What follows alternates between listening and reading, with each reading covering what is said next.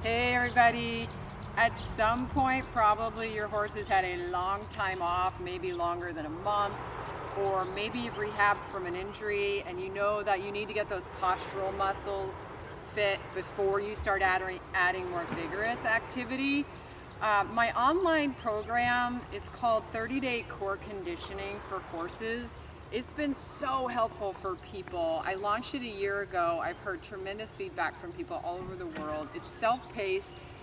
Most of the exercises are walk only, and you get a batch of calisthenic type exercises with explanations. There's a YouTube video library to accompany the course to show you how to do these exercises.